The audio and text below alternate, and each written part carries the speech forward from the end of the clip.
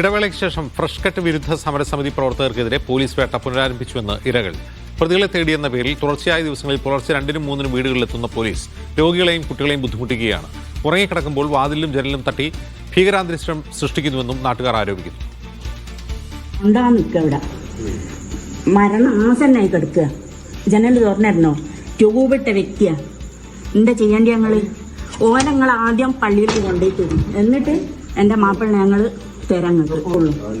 ആ കാണിക്ക് വാറണ്ടുണ്ടെങ്കിൽ ഡോറ് തുറക്കും. കാണിക്ക്. ശ്വാസം മുട്ടിയിട്ട് ഞങ്ങള് കൊണ്ടാ നിൽക്കുക. ഇവിടെ മരണാസന്നായി കിടക്കുക, ജനൽ തുറന്നിരുന്നോ. ഞങ്ങൾ വീട്ടിലുണ്ട്, അങ്ങാടിയിലുണ്ട്, കൂട്ടുകാരൊപ്പമുണ്ട്, കളിസ്ഥലത്തുണ്ട്, എല്ലാ സ്ഥലത്തും ഞങ്ങളുണ്ട്. പിന്നെ എന്തിനാണ് ഞങ്ങൾ പുരയ്ക്ക് ഇടിച്ചു കയറി വരുന്നത്?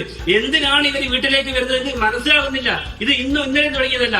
എത്ര ആളുകളെ ഞങ്ങൾ നാട്ടിൽ നിന്ന് പിടിച്ചുകൊണ്ട് പോകുന്നത്? ഇന്നലെ രാത്രി 2 മണിക്ക് ഞങ്ങളെ വീട്ടിൽ ഈ പ്രായമായ ഉമ്മയും മക്കളും ചെറിയ മക്കളും ഉള്ള വീട്ടില് കുറെ പോലീസുകാർ, 5-8 പോലീസുകാർ വീട്ടിൽ വന്ന് എന്തിനാണ് വന്നതെന്ന് വെച്ചാൽ, ഒരു 5 മാസം മുന്നേ ഞങ്ങൾ ഫ്രഷ് കട്ടിനെതിരെ ഒരു സമരം ചെയ്തിരുന്നു ജനാധിപത്യപരമായിട്ട്.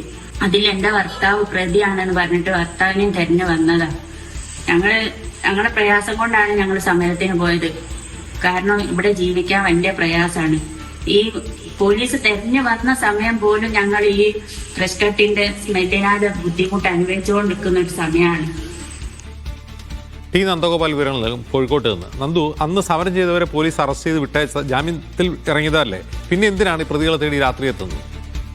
ഇപ്പോഴും പോലീസിന്റെ നടപടികൾ ഈ ഫ്രഷ് കട്ട് ഉടമകൾക്ക് വേണ്ടി പോലീസ് ഇത്തരമുള്ള നടപടികൾ നടത്തുന്നു എന്നുള്ളതാണ് ഇവിടെ നിന്നുമുള്ള പ്രദേശവാസികൾ ഉൾപ്പെടെ ചൂണ്ടിക്കാട്ടുന്നത്. രാത്രി 2:30 പുലർച്ചെ ഇത്തരത്തിൽ പോലീസ് സംഘം വീടുകളിലേക്ക് എത്തുന്ന ദൃശ്യങ്ങളാണ് നമ്മൾ കണ്ടത്. അവിടെ രോഗികളുണ്ട്, കുട്ടികളുണ്ട്. പക്ഷേ ഇതൊന്നും കണക്കിലെടുക്കാതെ ഒരു ഭീകരാന്തരീക്ഷം പോലീസ് അവിടെ സൃഷ്ടിക്കുന്നു എന്നുള്ളതാണ് പ്രദേശവാസികൾ പറയുന്നത്. അതിൽ ഏകപക്ഷീയമായ നടപടി എന്ന് പറയുന്നതിന് പ്രധാനപ്പെട്ട കാരണം ഈ യതീഷ് ചന്ദ്ര DIG അദ്ദേഹവും ഒപ്പം തന്നെ ഫ്രഷ് കട്ടിന്റെ ഉടമകളും ഒരു സ്വകാര്യ പരിപാടിയിൽ പങ്കെടുക്കുന്നതിന്റെ ദൃശ്യം മീഡിയ 1 പുറത്തു വിട്ടിട്ടുണ്ടായിരുന്നു. അപ്പോൾ നേരത്തെ തന്നെ ഈ DIGയും ഫ്രഷ് കട്ട് ഉടമകളും തമ്മിൽ അവിശുദ്ധ ബന്ധമുണ്ടെന്നും അതിന്റെ തെളിവാണ് പുറത്തു വന്നതെന്നുമുള്ളതാണ് സമരസമിതി ആരോപിക്കുന്നത്.